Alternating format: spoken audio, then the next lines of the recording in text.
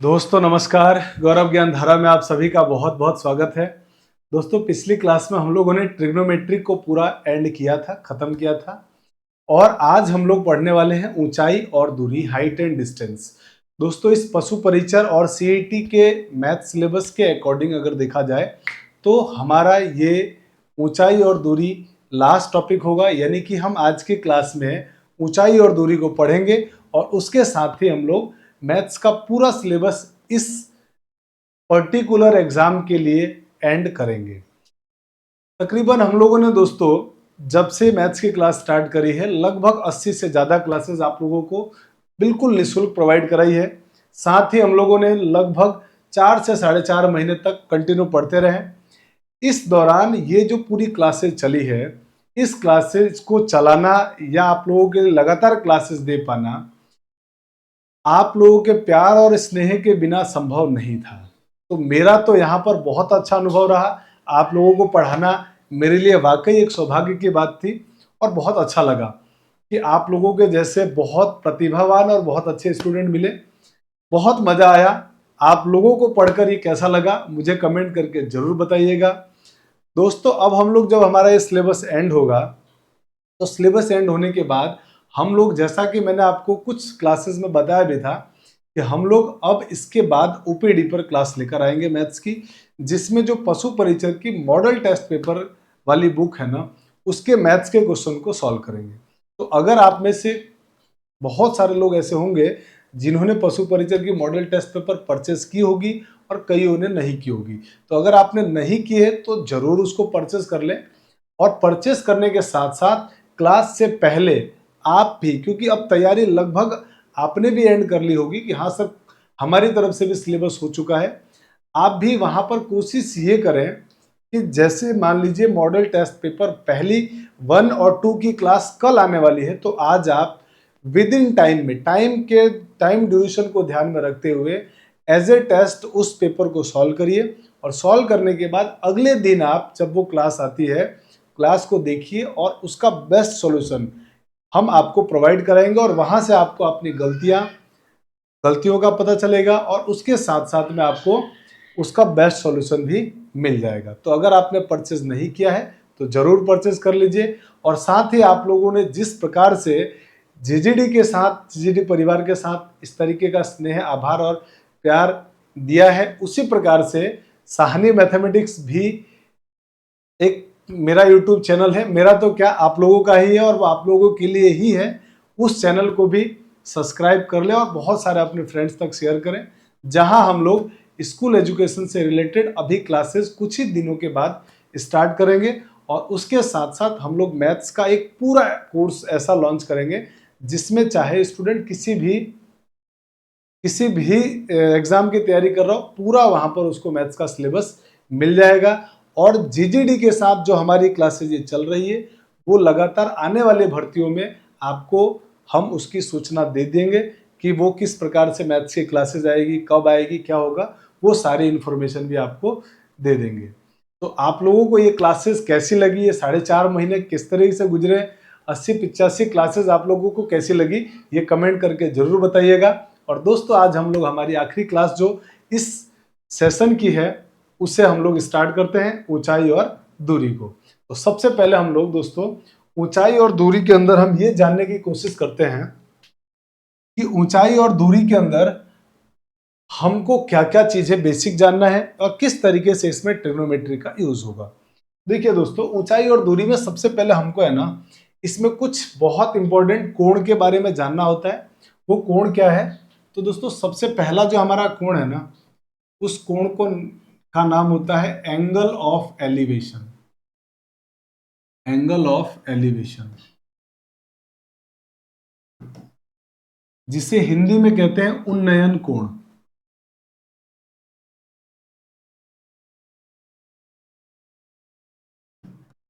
उन्नयन कोण, इसे हिंदी में उन्नयन कोण कहा जाता है, एंगल ऑफ एलिवेशन।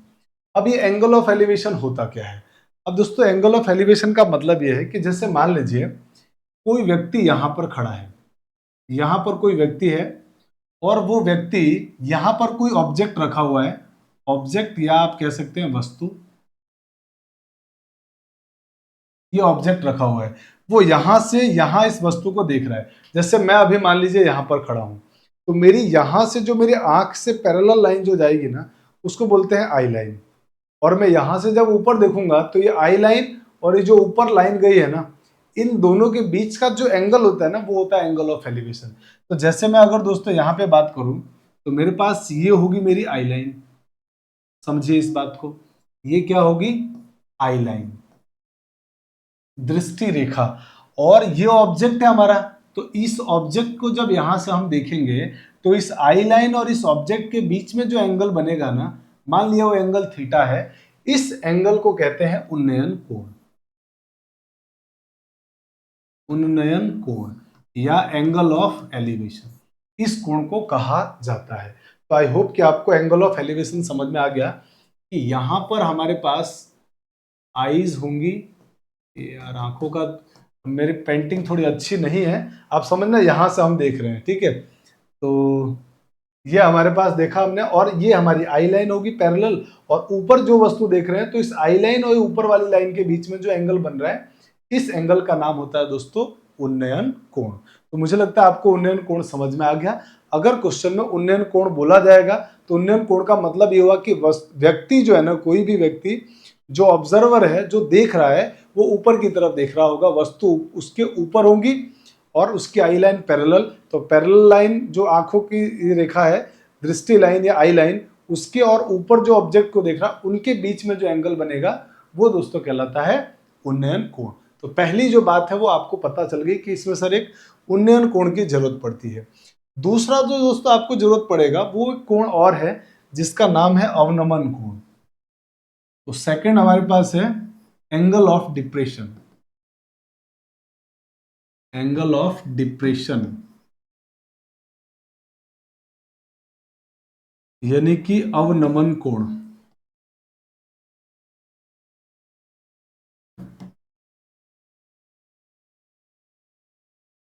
अवनमन कोण, अब दोस्तों अवनमन कोण क्या होता है? अवनमन कोण का मतलब यह है कि आप मान लीजिए यहां पर है, यानी कोई व्यक्ति यहां पर खड़ा है, यहां पर कोई मैन है, कोई व्यक्ति खड़ा है, और उस व्यक्ति को कोई ऑब्जेक्ट देखना है जो कि नीचे है। यहां पे कोई ऑब्जेक्ट है, तो इस व्यक्ति को, क्योंकि वो यहां खड़ा है, तो दोस्तों आपको तुरंत समझ में आ रहा है कि सर ये उसकी आई लाइन होगी, ये इसकी आई लाइन, और ये रहा ऑब्जेक्ट। तो ये ऑब्जेक्ट और इस आई लाइन के बीच में जो ये कोण बनता है ना, ये कोण थीटा, ये कहलाता है हमारे पास एंगल ऑफ डिप्रेशन यानी अवनमन कोण।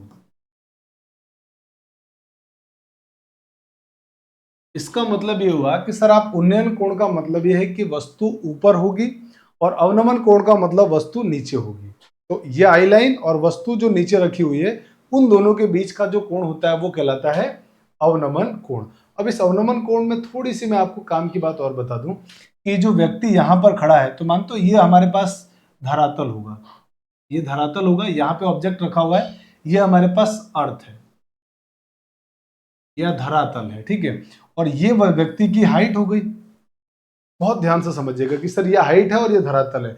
जब भी कोई व्यक्ति धरातल पे खड़ा होता है या कहीं भी खड़ा है, तो उसकी जो हाइट है उस धरातल के साथ जो कोण बनाएगी, वो हमेशा होगा 90 डिग्री। मुझे लगता है ये बात समझ में आई। हाँ सर, 90 डिग्री समझ में आया। और ये जो इसकी आई लाइन होगी और ये जो धरातल वाली लाइन है ना, ये दोनों और ये दोनों समांतर रेखा होती है। दोनों रेखा कैसी होगी? समांतर। और दोस्तों हम ज्योमेट्री पहले पढ़ चुके हैं, जिसमें हमने रेखा और कोण में पढ़ा था कि दो रेखाएं अगर कोई समांतर है और उनको एक तिर्यक रेखा काटती है, दो रेखाएं समांतर और उनको एक तिर्यक रेखा काटती है, तो जो जेड की आकृति बनती है ना, उसमें ये कोण और ये कोण एकांतर कोण कहलाते हैं। ये दोनों कोण एकांतर कोण कहलाते हैं और दोनों आपस में बराबर होते हैं। साथ में ये दोनों कोण एकांतर कोण होते हैं और ये दोनों भी बराबर। तो अगर ये कोण थीटा है, तो ये भी कितना हो जाएगा? थीटा हो जाएगा। बहुत आराम से समझिए, कोई यहां तक प्रॉब्लम नहीं कि हाँ सर ये कोण थीटा होगा, ये बात हमको समझ में आ गई। कोई प्रॉब्लम किसी को भी नहीं। तो आपको ये दो बेसिक बातें समझ में आ गई, angle of elevation, angle of depression. उन्नयन कोण वस्तु ऊपर होगी, अवनमन कोण वस्तु नीचे होगी। अब आप इसका जल्दी से स्क्रीनशॉट लीजिए, फिर हम लोग कुछ और बेसिक्स को जानते हैं।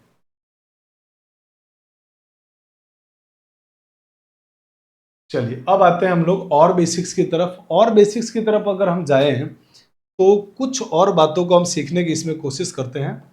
देखिए अब मैं एक आपको है ना इसमें समकोण त्रिभुज जरा बना के कुछ बहुत खास बात सिखाने की कोशिश करता हूं। हालांकि आप में से कई लोगों को ये बात पता भी होगी। जैसे मान लीजिए दोस्तों कि मेरे पास एक त्रिभुज है जिसका नाम है एबीसी। मानते हैं ये कोण 90 डिग्री होगा, समकोण त्रिभुज है तो। अगर मेरे भाई मैं आपसे कहूं कि ये कोण थीटा डिग्री है तो आप कहोगे सर त्रिभुज के तीनों कोणों का योग 180 डिग्री होता है, इसमें कोई बड़ी बात नहीं है, हमको मालूम है। अगर त्रिभुज के तीनों कोणों का योग 180 डिग्री होता है और ये बेचारा अकेला 90 डिग्री है तो ये दोनों कोण 90 डिग्री के होंगे, ठीक है। और ये दोनों 90 डिग्री के अगर है और उसमें से ये थीटा है तो ये कोण कितना होगा? तो आप कहोगे सर ये 90 माइनस थीटा हो जाएगा, ये कोण 90 माइनस थीटा हो जाएगा। यहां तक कोई प्रॉब्लम? ये बात एक तो आपको ध्यान रखनी है। यहां से ये समझ में आया कि एक समकोण त्रिभुज का एक कोण तो 90 होता है, अगर दूसरा मालूम है तो हम तीसरा कोण 90 में से घटा के निकाल लेते हैं। माने अगर ये 10 डिग्री है तो ये 80 डिग्री होगा, ये 20 डिग्री है तो ये 70 होगा, ये 30 डिग्री है तो ये 60 डिग्री होगा। यहां तक की कहानी समझ में आई। अब दोस्तों अगर आप हाइट एंड डिस्टेंस के, ऊंचाई और दूरी के प्रॉब्लम को जब सॉल्व करोगे ना तो उसमें क्या होता है, एक तो सबसे इंपॉर्टेंट बात होती है कि लैंग्वेज बहुत सारी मिलेगी आपको और उस लैंग्वेज में चित्र बनाना बड़ा इंपॉर्टेंट रोल होता है, डायग्राम बनाना। वो भी हम बना लेंगे, क्वेश्चन पढ़ के डायग्राम बनाएंगे।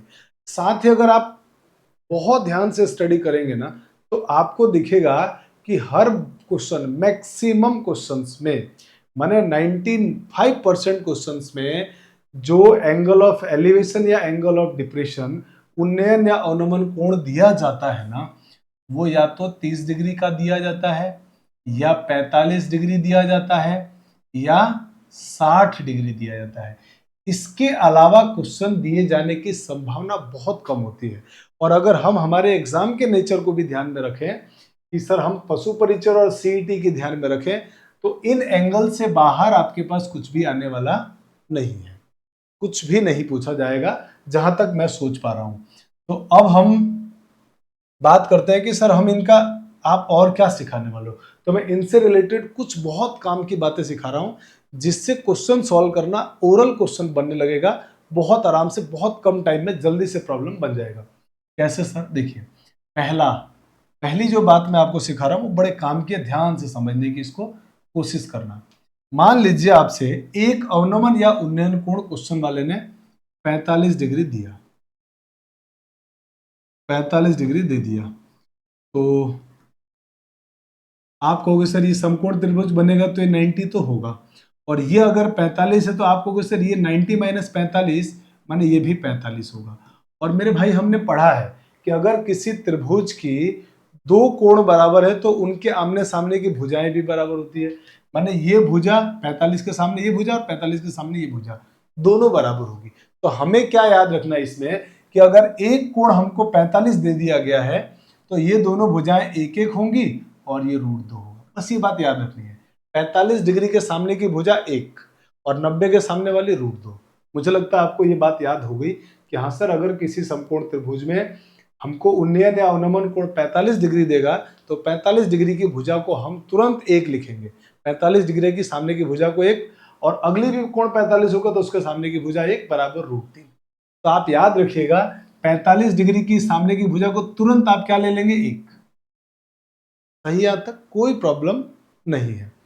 30 डिग्री के सामने की भुजा को भी आप तुरंत 1 लेंगे और 60 डिग्री के भुजा के सामने को, 60 डिग्री के सामने की भुजा को √3 लेना। बस इतनी सी बात याद रखनी है कि 45 डिग्री के सामने की भुजा 1, 30 डिग्री के सामने की भुजा 1 और 60 डिग्री के सामने की भुजा की लंबाई हम √3 मान के क्वेश्चन को सॉल्व करेंगे। तो अगर मैं आपसे दूसरी बात सिखाऊं, दूसरा समकोण त्रिभुज बनाते हैं हम लोग जरा। तो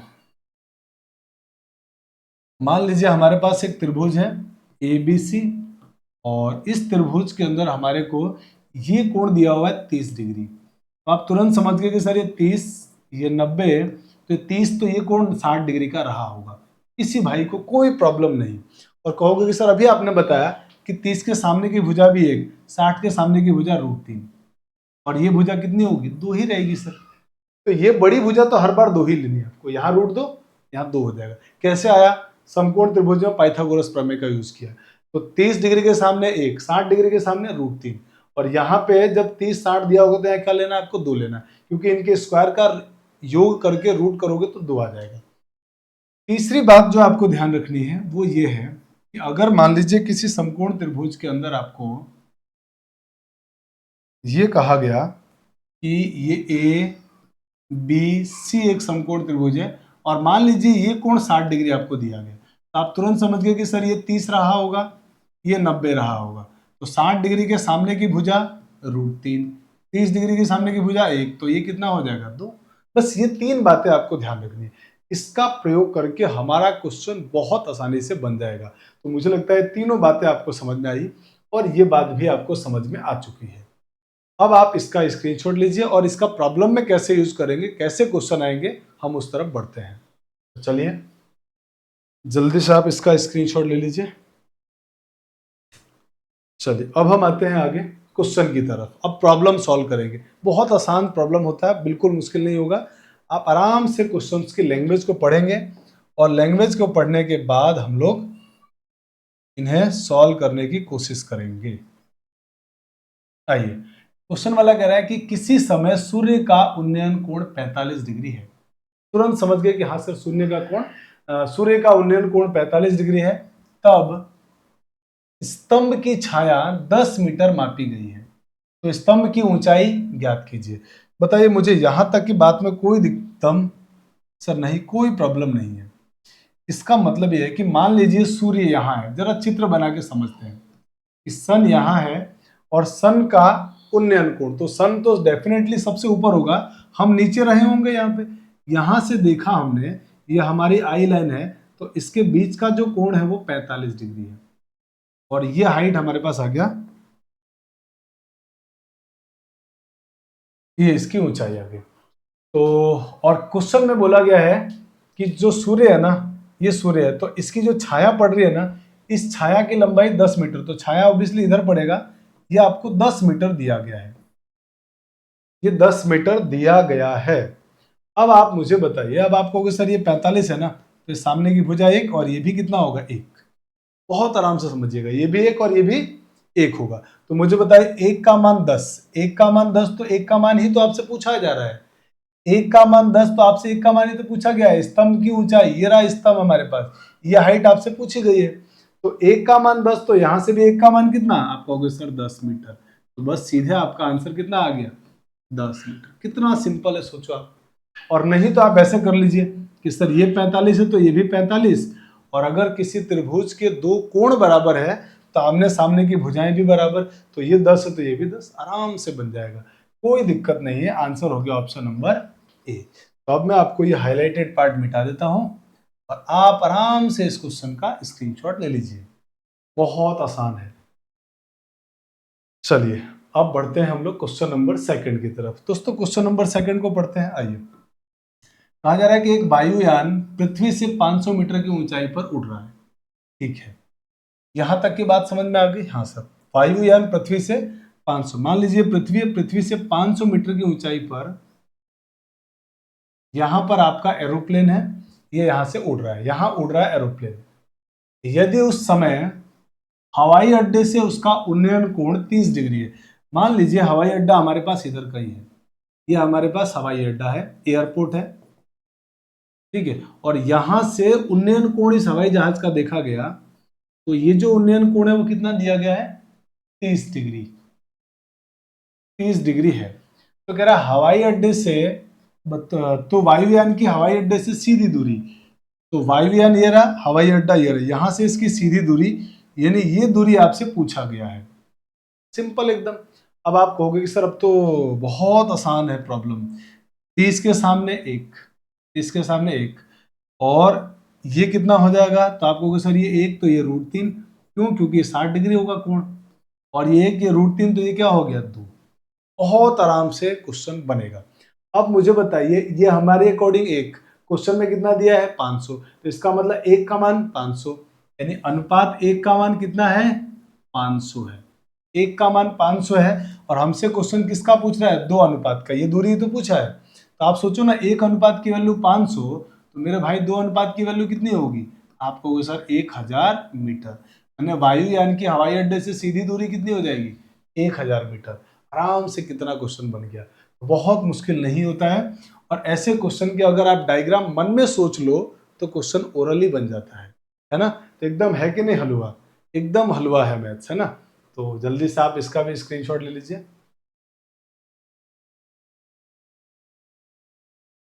दोस्तों अब हम आते हैं क्वेश्चन नंबर 3 की तरफ। क्वेश्चन नंबर 3 को पढ़ते हैं।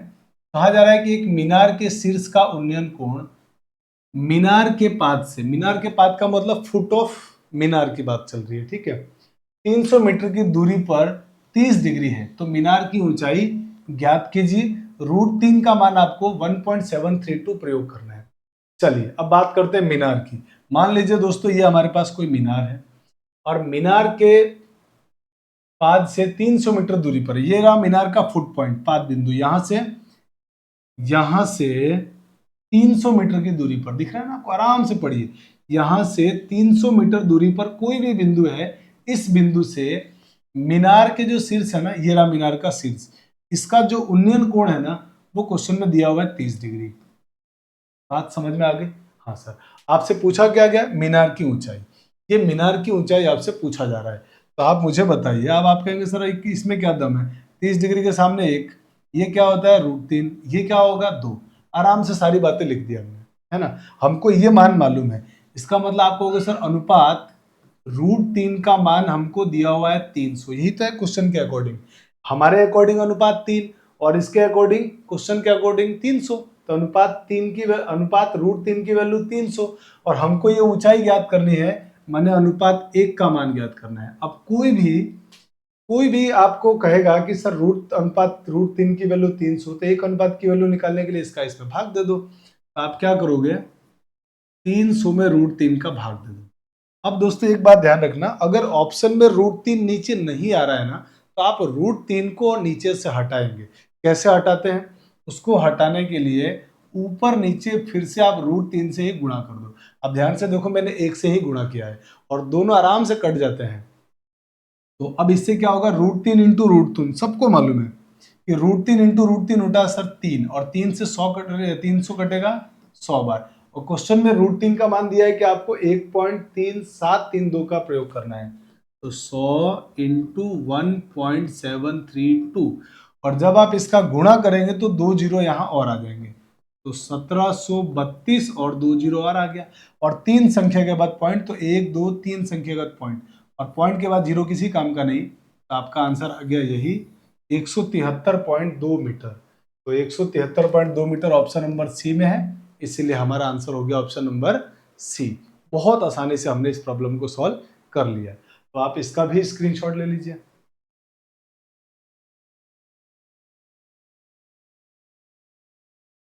आइए अब आते हैं क्वेश्चन नंबर 4 की तरफ।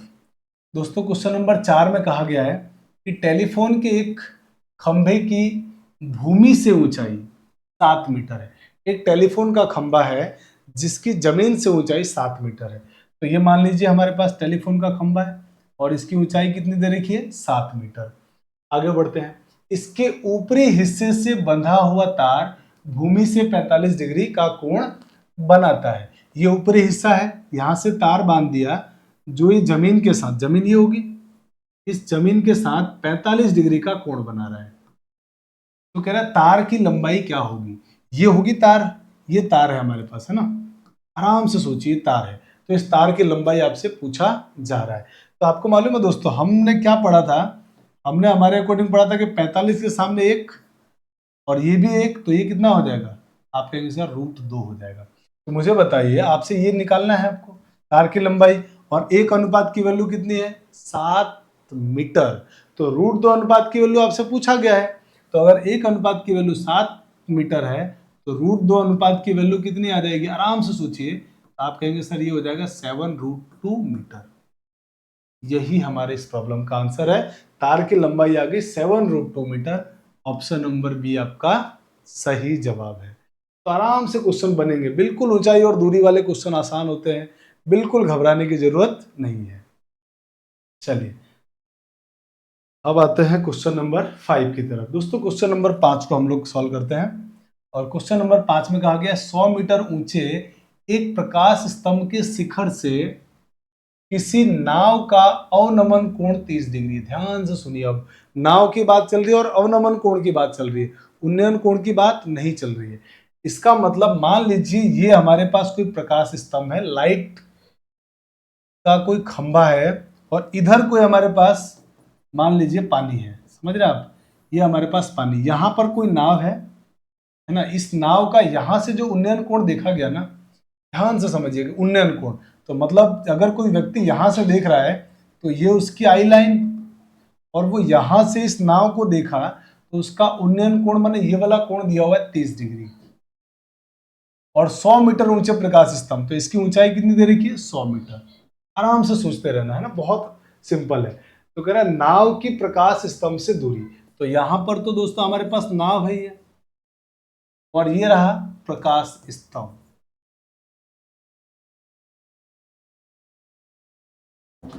ये दूरी आपको पूछा गया है, ये दूरी कितनी होगी ये हमको फाइंड आउट करना है। तो अब बहुत आसान है, आप कहोगे सर देखो ये कोण 30 डिग्री है और आपने बताया था कि ये और ये समांतर होते हैं, तो ये दो समांतर रेखाओं को अगर एक तिर्यक रेखा काटती है तो ये कोण और ये कोण एकांतर कोण होने की वजह से बराबर।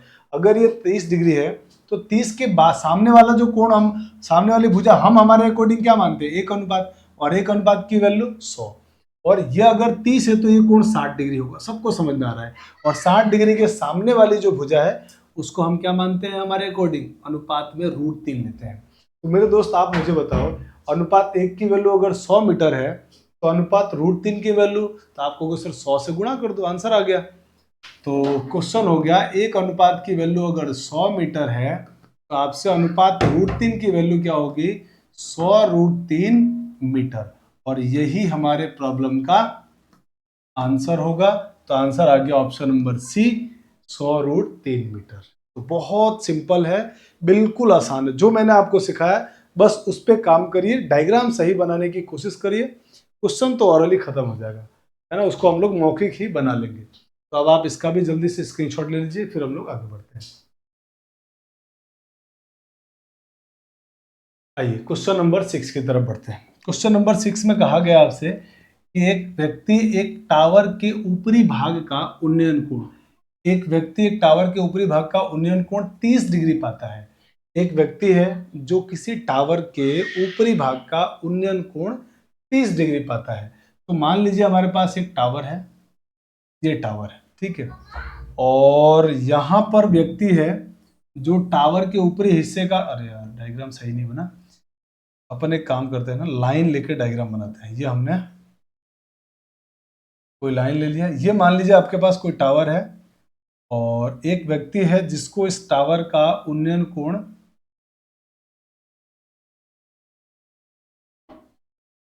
30 डिग्री दिखता है।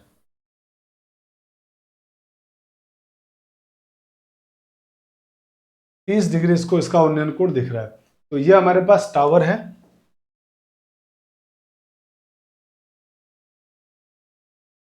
टावर, और यहां पर कोई व्यक्ति है, ठीक है, और इसका जो उन्नयन कोण इसको दिख रहा है वो क्वेश्चन के अकॉर्डिंग है 30 डिग्री।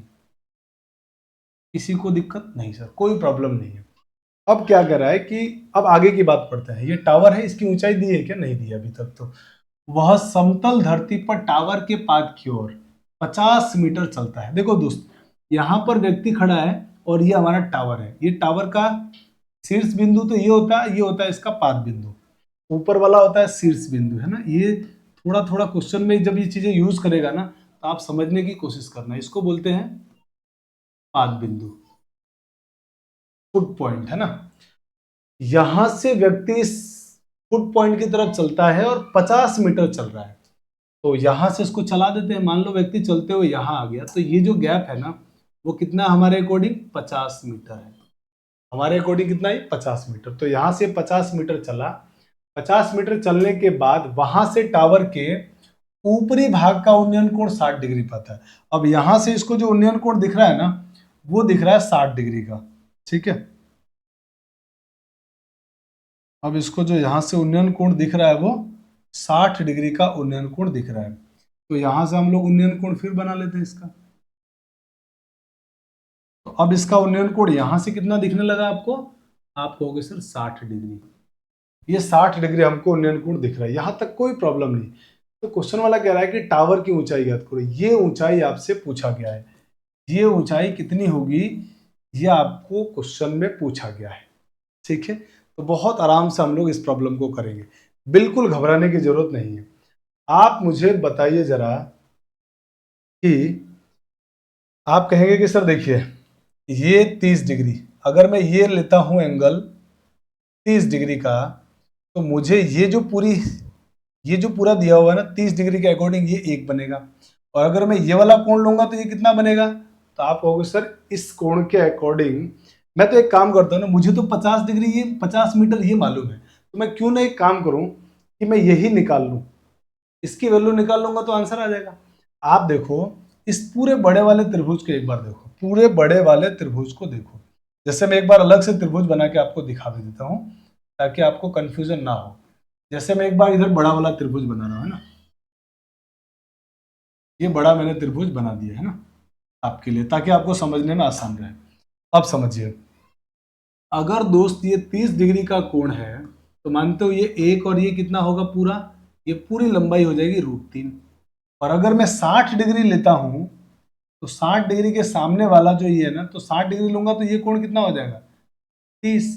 तो अगर मैं 30 डिग्री के अकॉर्डिंग चलता हूं तो ये पूरी दूरी मुझे √3 मिलेगी, क्योंकि इसके सामने ये एक होगा। बात को ध्यान से समझना। और अगर इसको 60 डिग्री लेता हूं तो ये कोण 30, तो ये मेरे को कितना मिलेगा? 1। तो ये गैप कितना आ गया? 1 का। तो अब मुझे बताओ ये मेरे लिए दूरी कितनी होगी? आराम से सोचिए। तो आप कहेंगे सर ये √3 -1 कर दीजिए, ये इसका मान आ जाएगा। आराम से सोचिए कि सर आप इसको है ना √3 में से 1 घटा दीजिए, ये आपका आंसर आ जाएगा। तो मेरे भाई एकदम सिंपल सी कहानी ये है कि मुझे तुरंत है ना समझ में आया कि ये पूरा मेरे लिए √3 था और ये मेरे लिए आया 1। तो √3 -1 करूंगा तो इसका मतलब ये हुआ कि अनुपात में √3 -1 का मान मुझे दिया गया है 50 मीटर। बहुत आराम से बात समझ में आई। एक बार तो मैंने 30 लेके ये भुजा निकाली √3, और 60 लिया तो ये भुजा ये गैप कितना आ जाएगा? 1। क्यों? क्योंकि इसके सामने 30 बनेगा। बात समझ में आ गई। इसका मान 1 है। और अब आप कहोगे कि सर ये ऊंचाई निकालनी है, तो मेरे भाई आप ये ऊंचाई निकालने के लिए अगर मैं ये वाला त्रिभुज लूं, ये वाला त्रिभुज अगर मैं लेता हूं, तो आप मुझे जरा सोच के बताओ कि सर अगर आप ये वाला लोगे तो ये 30 डिग्री और 30 के सामने ये ऊंचाई कितनी हो जाएगी? आप कहोगे सर 1। तो मतलब मुझे 1 अनुपात की वैल्यू ज्ञात करनी है। तो बताइए मुझे इतने अनुपात की वैल्यू इतनी, तो 1 अनुपात की वैल्यू इसका भाग दे दो, ये हो जाएगा 50/√3 -1। अब आप कहोगे कि सर ऑप्शन में तो आपके आंसर ही नहीं है, तो हम एक काम करते हैं, इसको सॉल्व कर लेते हैं, इसका परिमेयकरण कर लेंगे। तो ये हो जाएगा 50/√3 √3 -1, और परिमेयकरण कैसे करते हैं? इसके विपरीत चिन्ह से ऊपर नीचे गुणा भाग। तो ये बन जाएगा हमारे पास √3 + 1/√3 + 1।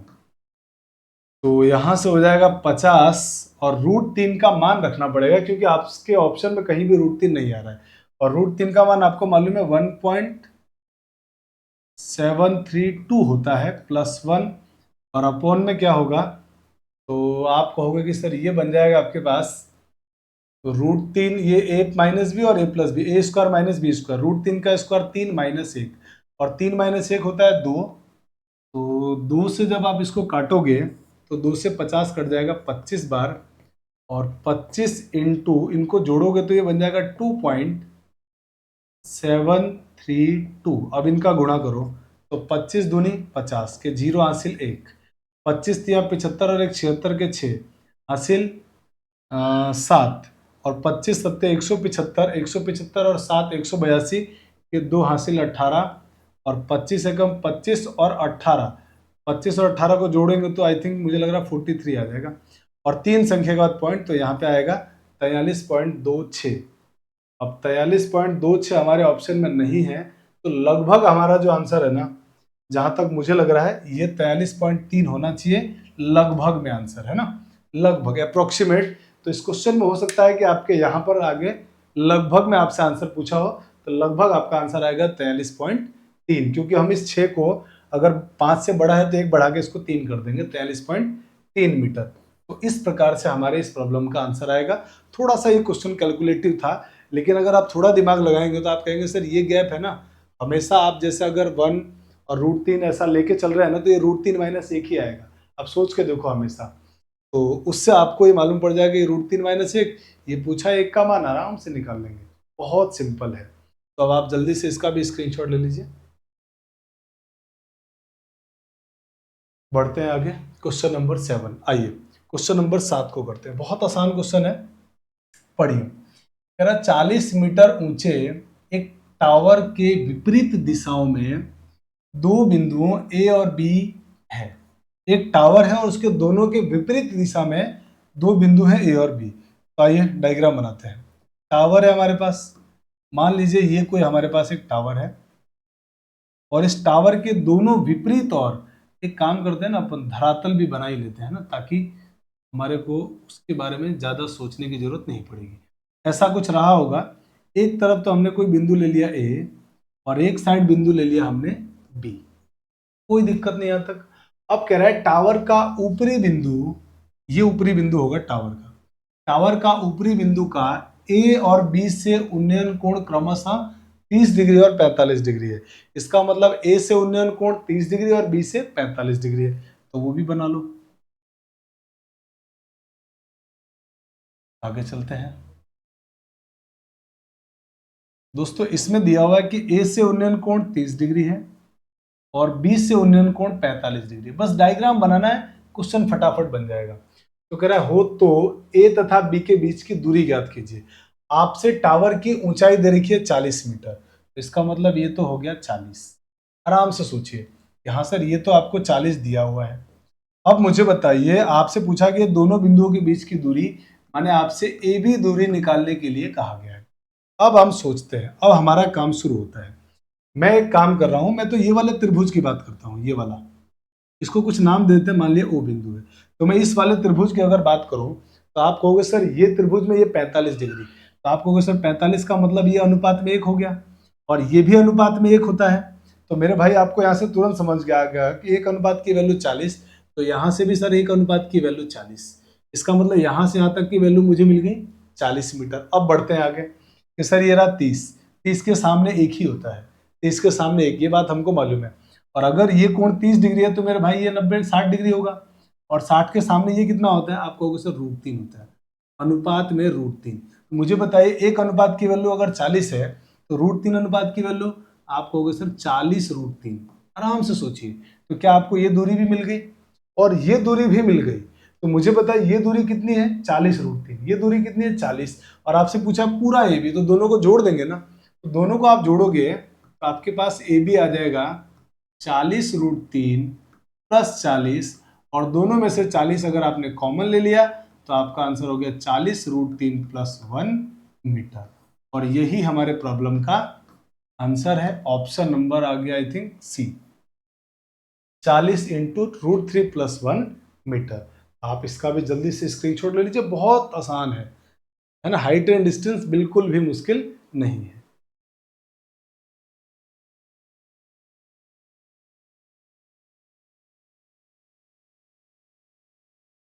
चलिए अब हम आते हैं हमारे अगले क्वेश्चन की तरफ, क्वेश्चन नंबर 8 की तरफ। आइए क्वेश्चन नंबर 8 को सॉल्व करते हैं। क्वेश्चन नंबर 8 में कहा गया है कि एक पेड़ आंधी में टूट गया है।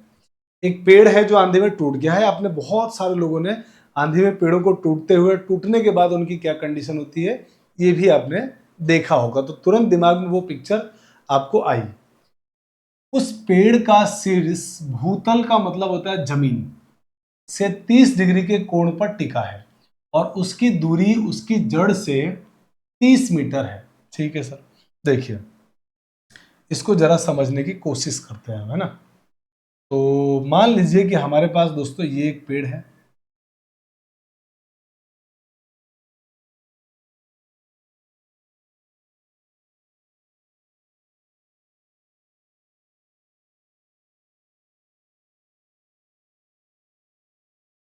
ये हमारे पास कोई पेड़ है, और ये पेड़ जब आंधी आई ना दोस्तों, तो आंधी में क्या हुआ, ये पेड़ टूट गया। अभी अगर पेड़ टूटा तो क्या होगा, कहोगे सर यहाँ से पेड़ टूट रहा है, ठीक है, यहाँ से पेड़ टूट रहा है और टूट के जब ये गिरेगा तो जमीन पे गिरेगा, तो जमीन पे जब ये गिरा तो इसकी जो आकृति है ना कुछ ऐसी बन रही है। थोड़ा डायग्राम बनाते हैं। तो ये यहाँ से पेड़ टूट गया है और ये जमीन पे गिरा और ये लगभग पेड़ का ओरिजिनल कंडीशन था।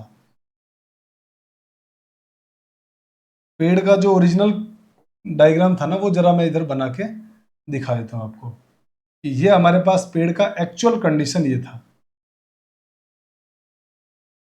ठीक है। और अब जब पेड़ टूट के गिरा यहां से तो ऐसा कंडीशन बन गया और ये हमारे पास धरातल है, ये हमारे पास क्या है, धरातल है, ठीक है। तो अब हम क्या करेंगे यहां से, अगर ये धरातल है तो इसको थोड़ा कम कर देता हूं मैं। ये मान लीजिए हमारे पास धरातल है, तो ऐसा कोई डायग्राम बना जिसमें आपसे कहा गया है कि आंधी में जब पेड़ टूटा भूतल से जो गिरा तो उसका शीर्ष जो है ना वो भूतल से, शीर्ष तो यही होगा, ये जमीन है हमारे पास भूतल, यहां से कितने डिग्री का कोण बना रहा है, 30 डिग्री का। और 30 डिग्री का कोण बनाने के अलावा क्या दिया हुआ है, उसकी दूरी उसकी जड़ से, यानी शीर्ष की जो दूरी है ना, जड़ यहां होगा, यहां से यहां तक की दूरी दे रखी है 30 मीटर, यह हमारे पास हो गया 30 मीटर। तो क्वेश्चन में कहा गया उस पेड़ की ऊंचाई कितनी थी, जो पेड़ था ना उसकी एक्चुअल ऊंचाई आपसे पूछी गई है। पेड़ की एक्चुअल ऊंचाई का मतलब ये हुआ कि आपसे ये पूछा जा रहा है यहां से यहां तक की दूरी क्या होगी। तो आराम से सोचिए, यहां से यहां तक की दूरी वही होगी जो ये दूरी और ये दूरी होगी। इसका मतलब हम क्या करने वाले हैं, ये दूरी निकालेंगे, ये दूरी निकालेंगे और दोनों को जोड़ देंगे और तुरंत आप समझ के मुझे बताइए, अगर ये 30 है तो ये कितना होगा 60, और 30 के सामने 1, 60 के सामने √3, इसका मतलब मेरे दो, और ये कितना होगा ये, तो आप कहोगे सर ये 2 अनुपात होगा। आप मुझे बताइए √3 अनुपात की वैल्यू 30 है ना, यही दिया हुआ है हमारे को, तो इसका मतलब ये हुआ कि √3 अनुपात की वैल्यू कितनी दे दी आपसे क्वेश्चन में, 30 मीटर। तो आप तुरंत 1 अनुपात और √2 अनुपात की वैल्यू निकालेंगे। तो मुझे बताइए अगर आप इन दोनों को जब जोड़ेंगे तो मुझे बताइए 1 अनुपात ये और ये 2 अनुपात ये, पूरी दूरी निकालनी है ना आपको, तो कितना हो गया 3 अनुपात। इसका मतलब आपको पूरे पेड़ की ऊंचाई 3 अनुपात निकालनी है। तो √3 अनुपात की वैल्यू अगर 30 है तो मेरे भाई 3 अनुपात की वैल्यू क्या होगी, तो आप कहोगे सर ये होगा 30/√3 इंटू 3। आराम से सोचिए, किसी को यहां तक प्रॉब्लम नहीं। अब आप कहोगे कि सर ये 3 को है ना हम √3 इंटू √3 लिख सकते हैं, ये बात हमको मालूम है। तो 1 √3 तो कट गया और 1 √3 कट गया तो मेरा आंसर आ गया 30√3 मीटर, और यही मेरे प्रॉब्लम का आंसर था। तो आंसर हो गया ऑप्शन नंबर बी। कितना सिंपल था, जो हमको डायग्राम बनाने में सिर्फ टाइम लगा, उसके अलावा कोई प्रॉब्लम नहीं था, कोई टाइम लगने वाला क्वेश्चन था ही नहीं। तो आई होप कि आपको ये बात समझ में आई। आप इसका भी जल्दी से स्क्रीनशॉट ले लीजिए।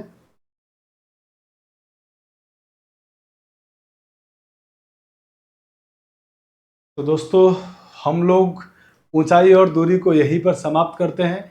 इसी प्रकार के प्रॉब्लम्स आपके एग्जाम में आएंगे और इस प्रकार से आपको सॉल्व करना है। साथ ही हम लोगों ने जीजीडी पर पशु परिचर और सीईटी के मैथ्स को सिलेबस को खत्म कर दिया और अब हमारी क्लास ओपीडी पर मॉडल टेस्ट पेपर का सॉल्यूशन आएगा, जिसमें हम लोगों की कोशिश होगी कि पर डे 2 मॉडल पेपर के क्वेश्चन हम लोग सॉल्व करें। आप लोगों ने परचेज नहीं किया है तो मॉडल पेपर परचेज करिए और उनको सॉल्व करिए, ठीक है। तो मिलते हैं नेक्स्ट क्लास के अंदर ओपीडी पर। Thanks for watching. जय हिंद।